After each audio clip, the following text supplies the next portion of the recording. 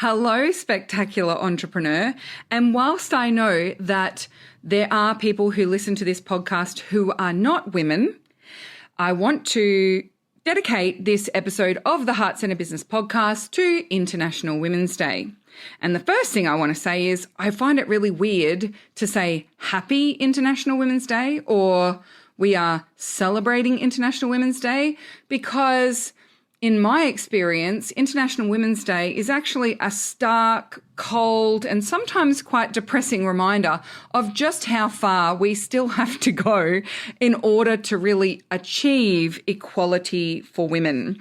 And so commiserations for International Women's Day maybe are in order instead. Today's episode, if you are listening to it the day it's released, is on International Women's Day, which is the 8th of March. It is also the 8th day of Tashmas, and this is episode number 388 of the Heart Centre Business Podcast. All the relevant links and show notes for today's episode will be at tashcorbin.com/388. And in this episode today, we are going to talk about gender. So if you are interested in understanding the gender lens of business, or you're curious about why I specifically work with women and non-binary people and host spaces that are exclusively for women and non-binary people as well, then that's something we're going to talk about today. We're going to answer the question, what's gender got to do with it? And no, I will not sing that, but if you think of Tina Turner singing that, you are welcome to visualize that in your brain. Let's dive into this episode because we've got lots to discuss. I'm Tash Corbin, and this is the Heart Centered Business Podcast. Now, just a quick introduction to why the podcast is titled What's Gender Got to Do with It? It actually comes from a question that I get asked quite consistently. Now, I get it asked in a number of different spaces. The first is when I specifically talk about the fact that I work with women and non-binary people, I do get asked, well, what's gender got to do with it? And also when I'm mentoring people, one of the things that we talk about in the early stages of deciding on niche and marketing approach and even the model of business is gender and whether people have a specific idea of the gender they'd most like to work with or who they'd most like to attract into their work. And so in both cases, I get asked this question, well, what's gender got to do with it? Let's start with answering the question in relation to my business. So when I started my business, I actually worked with all genders and I didn't have a specific gender that I was focused on working with. And I did actually have a couple of men who I worked with as clients, but it was rare to see women doing some of the bigger stuff consistently in the online business space. So most of the conferences that I could find and attend were run by men.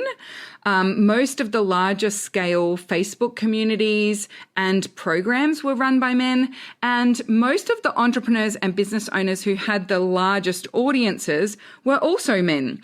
We did have a handful of big names who were women who had online businesses. So Marie Forleo was quite popular. This was probably a bit early in Amy Porterfield's journey. Leonie Dawson was definitely big in Australia at that stage. But really, they were the exception, not the rule. And it felt like everyone knew who the women entrepreneurs were who were successful, but there were so many men that you would hear a new name every single day and be like, oh, I don't even know who that is. So I could definitely observe that there were far more men publicly and with large audiences talking about online business and running online businesses and teaching marketing in particular. Now, I don't recall at the time coming across any non-binary creators. That doesn't mean that they weren't out there, but I don't recall ever seeing a non-binary creator in my first few years of business. In addition, the first business conferences that I went were run by men and almost exclusively had men as speakers. The first Facebook communities that I joined were all genders. They weren't gender specific. And some were facilitated by couples and some were facilitated exclusively by men. And even in spaces where the majority of attendees or participants were women, it felt like everything was through the lens of the male perspective. Everything was through the lens of centering men's experiences. It was early in 2014 that I decided to specifically focus on working with women and non-binary folk and making sure that my spaces were only for women and non-binary folk as well. And that was a result of 3 specific things that happened. And I thought I'd share them with you because I think seeing the tangibility of it really helps to inform that decision and explain it really well. So the first one was that I saw some advertising for a conference for online business owners, and these were ads that I was seeing on Facebook. All of the ads were pink and they had exclusively women in the photos. So it was about being a speaker, and so they had women on stage. There was an ad about learning about online business and being seen online, and it was a group of women in the audience was used as the photo. And so I bought a ticket to this event, and I was surprised when I got the welcome email from man.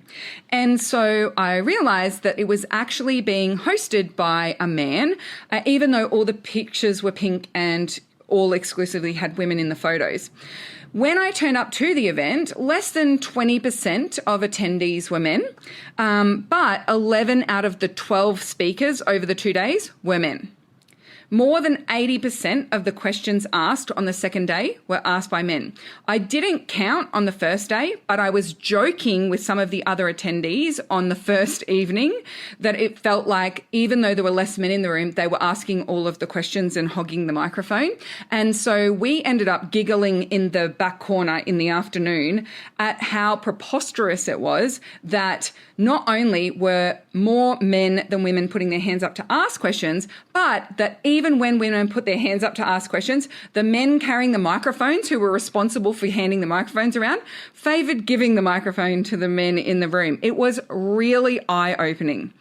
Additionally, there was a woman who got up and asked a question about unseen domestic labour and some of the challenges of running a business from home when it is also expected that you have the dinner on the table and you have the washing done. And when her husband had started his business, those same expectations weren't on him.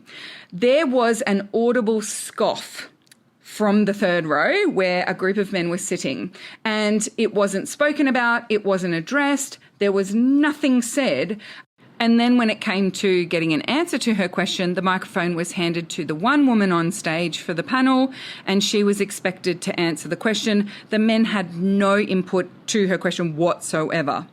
But the final straw for that particular event was when we had breakout sessions on the final afternoon, and we were divided by gender. And when I asked one of the organisers why we were being grouped as men and women in our breakout groups, I was told that the men had requested to have men-only breakout groups because they didn't want to be distracted from the work by women's issues. And so it was a real eye-opener for me to see, even when events are targeted towards women, and even though these men's businesses were mostly funded by women as clients, they did not take any time to understand their privilege, the marginalisation that women face, or even the differences that women and men face in online business. 2 or 3 days later, I shared a post in one of the Facebook communities that I was a member of on their Give a Tip Day, and I shared a tip in relation to hosting events or mentoring women in business. And I basically shared my experience from the event and said, this is something that women will start to notice. And if you are working with women as a business owner, it's in your best interest to really understand some of the additional challenges that women face and the way that patriarchal and hierarchical structures often discriminate against women in business. And if you want to sell to women, maybe take some time to understand them. And my post was actually deleted because it was sexist against men. So I was labeled as a man hater and my post was deleted. Now, I accepted their decision. I didn't argue back. I found it really odd. But I then noticed another woman had posted a tip on how the men in the group could help women in the group feel more included and less burdened by their comments and questions, because she had noticed a pattern where women asked questions about balancing work and life, looking after kids, some of the prejudices that they faced as a woman in the online business world, frustrations about not seeing women's perspectives shared in things. She was bullied. The comments were atrocious, and a lot of it was, what's gender got to do with it? So she was shut down by a lot of the men in the group as making everything about her gender, and she was subsequently removed from the group because of her post. And so that one, combined with the conference I had been to, had my inner feminist particularly cranky. I was starting to think that I wanted to actually be someone who could provide spaces where women didn't have to carry this emotional burden, didn't have to educate men on why their lived experiences were different. And I only actually had one male client at the time. I had previously worked with other men, but I only had one at the time. And in his session, a week after I'd been at this conference, he told me that he wasn't firing me as his coach, but he wanted to be upfront that he had paid $25,000 to be in a mastermind with a prominent male coach at the time, who had told him on the sales call that he was grossly undercharging, but that he wasn't surprised because men who have women as coaches are less successful, and it's probably because they give off a beta vibe. The client told me that even though he still wanted to work with me because the marketing we had done had gotten him great results, and he definitely saw I was better at helping him to get women as clients, he also could see that I wasn't challenging him enough to be more ambitious and more assertive with his followers and clients, and that was probably because I was a woman. Given that I was already starting to consider exclusively working with women and non-binary folk, this felt like a giant sign from the universe to reinforce that decision. And so I had a very kind conversation with him about how I didn't feel like we were fit to work together anymore, and we ended our working arrangements that day. I also announced publicly on my social media and to my mailing list that I would no longer be taking on any men as clients. I did get some backlash from both men and women in relation to that messaging, but to be honest with you, I'd kind of had enough, and I didn't really even engage in a lot of the conversations about it. I just said it was my business and that it was my choice. And in speaking about this, I do want to be very clear that I do not have any assertions that women should work exclusively with women or any of those sorts of things, but I wanted to explain why I chose to specifically focus on working with women and non-binary people, and why I create that boundary around my programs, my groups, and even my one-to-one mentorship. And so it may not feel like it's as big of a decision for you, and you want to be open to working with all genders. And I don't have any issue with people making that decision for themselves. I think it's a personal choice, and I chose not to work with men because I wanted to create spaces where, instead of having to spend time and energy and emotional labor in explaining why they needed extra flexibility, or why they didn't want to put their kids in daycare for 5 days a week, or why things were more challenging for women or patriarchal structures were creating oppression and marketing strategies were unfairly targeting women, instead of having to do all of that explaining upfront just to be able to ask a question or just to be able to share something or just to be able to have their comments section not blow up, I wanted to create a space where we could just get on with talking about our businesses. We could safely and confidently speak about our experiences without fear of getting the not all men comments or having to explain ourselves.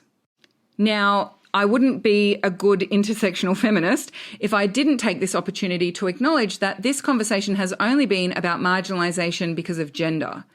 And just because I've experienced that marginalisation based on my gender doesn't mean that I'm not someone who experiences privilege as well. I experience the privilege of having white skin. I have a university education. There is privilege in being born in Australia and living in a country that has social welfare and free healthcare available. Intersectionality acknowledges that whilst I may experience marginalisation in some areas, I also have privilege in others. And I'm not able to truly understand what it feels like to experience some of those other forms of marginalisation. So when it comes to hosting the spaces, courses, and programs that I do, even though it is specifically for women and non-binary folk, that doesn't mean that it can't be inclusive. And that inclusion comes from understanding that people who experience marginalisation should not be the ones who have to educate everyone else in the room on why that marginalisation has created additional challenges for them or requires a different approach or is something that they alone are able to speak about.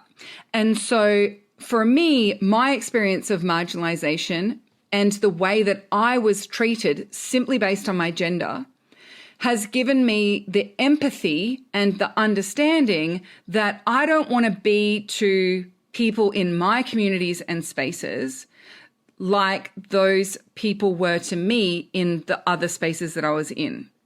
So hopefully that touches a little bit on the intersectional piece, but I wanted to say that today's conversation is focused purely on that conversation of gender, but gender equality doesn't exist until all of us experience gender equality. And unfortunately, as I said at the start of this episode, we do still have a long way to go. And it was so funny, actually, in putting together my notes for this episode, I had this huge realization that my choice to specifically focus on women and non-binary folk, it probably means that the response to this episode is going to be far easier for me to address, because if I had men in my group and in my audience for this podcast, for example, I would likely be inundated in response to this podcast episode with messages of not all men and just because some men talk over you doesn't mean that all of us do. And really, that's the whole point.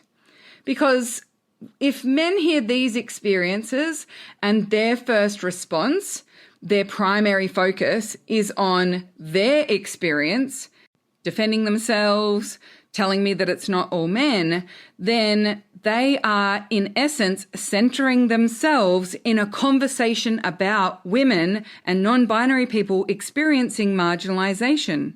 And that is the very conversation that I am trying to protect us from in these spaces so that we can get on with focusing on growing our businesses and creating the lifestyle, the structure, the flexibility, whatever it is that we need to have the business and the life that we want to design. It's kind of the point. And it's kind of ironic that they can't see how they're centering themselves when defending themselves instead of actually listening to this episode or listening to people when they are talking about their experiences of marginalization. Another great example that I thought I would close in sharing is that earlier this year, I was invited to speak at an International Women's Day event, and it was run by a man. And when he sent me the email invitation and explained that he would like to give me this opportunity and to give me a platform and to promote me on his social media and give me the opportunity to speak in front of his audience, no payment was offered for that. So when I declined, I said to him that I don't speak for free, especially not in-person events and especially not on International Women's Day. And his reply was that I clearly was a terrible negotiator, which a lot of women are, because all I needed to do was just ask.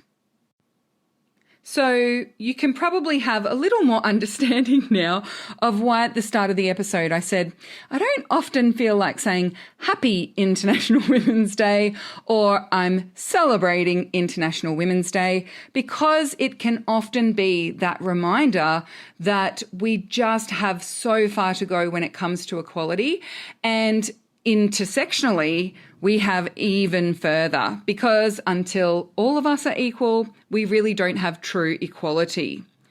In closing, there's no such thing as reverse sexism, and my experiences of being marginalised allow me to understand why it's so important for people with other marginalisations to have their own safe spaces, their own spaces to not have to carry the emotional burden on my behalf as well.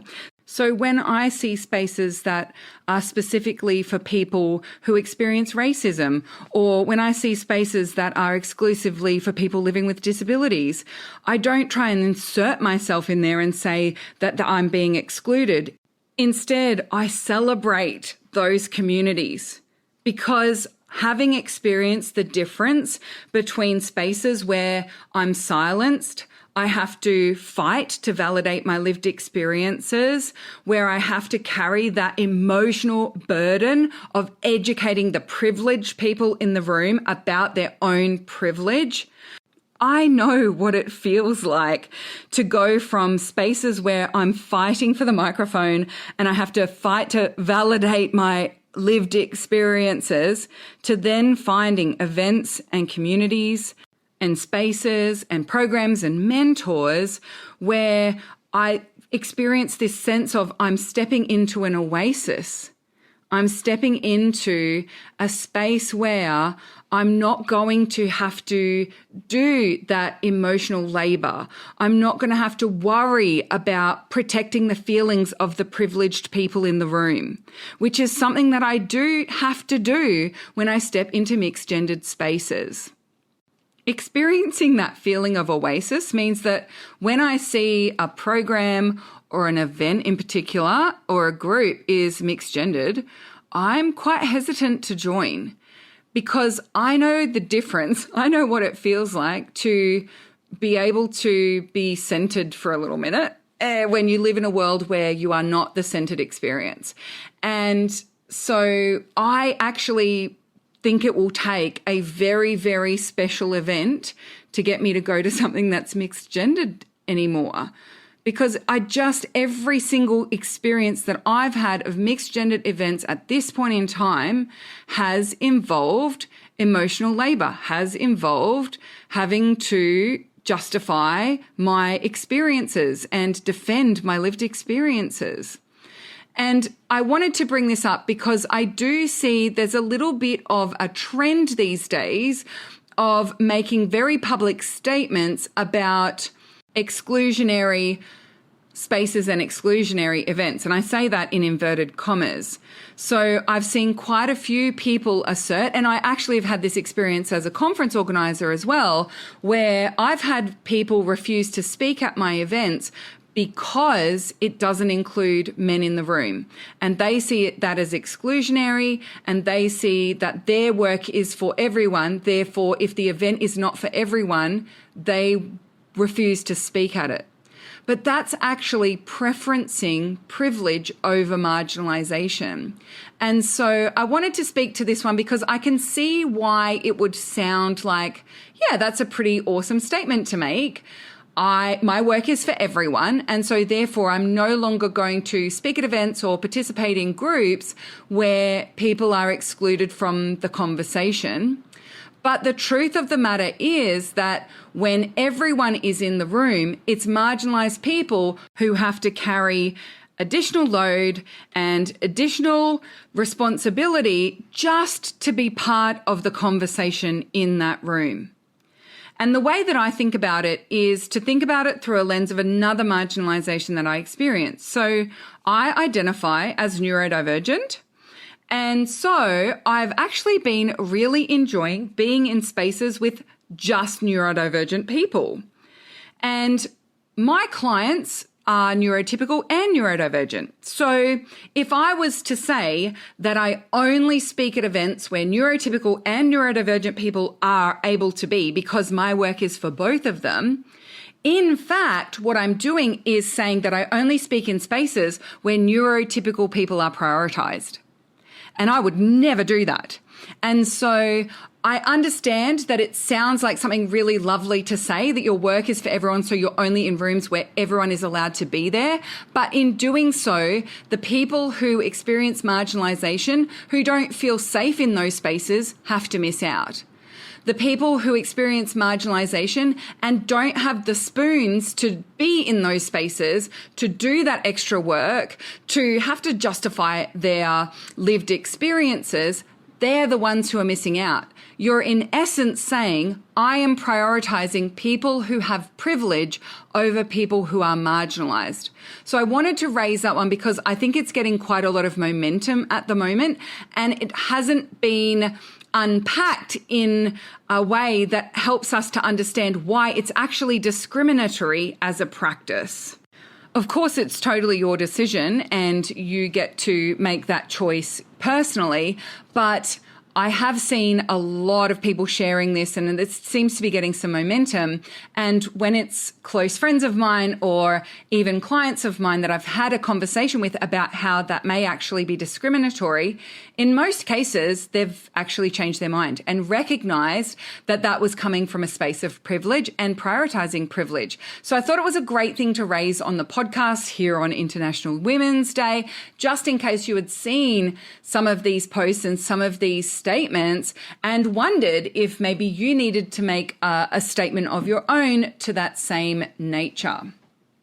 So whilst I really struggled to say, let's celebrate International Women's Day or Happy International Women's Day, I do not ever hesitate in celebrating the women and non-binary people in my community and in my world.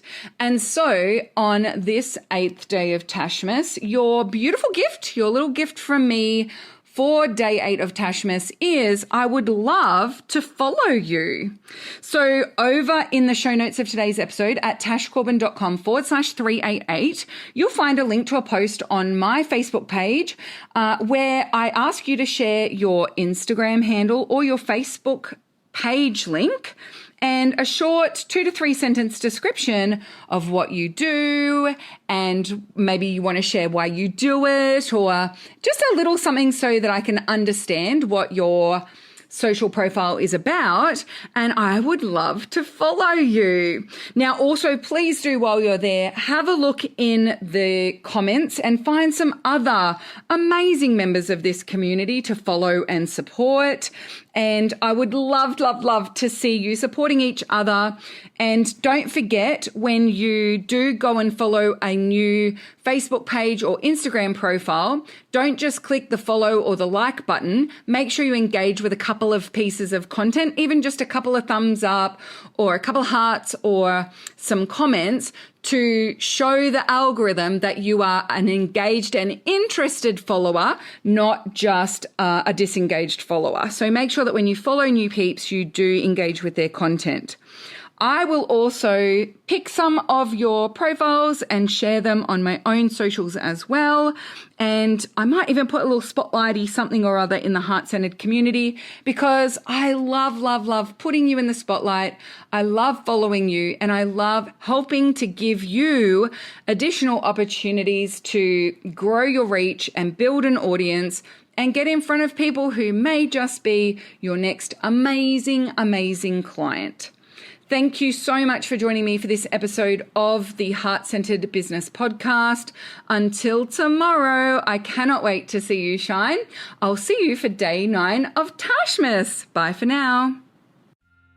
Would you like more tips, tools, and resources to help you grow your heart-centered business? Head to tashcorbin.com today.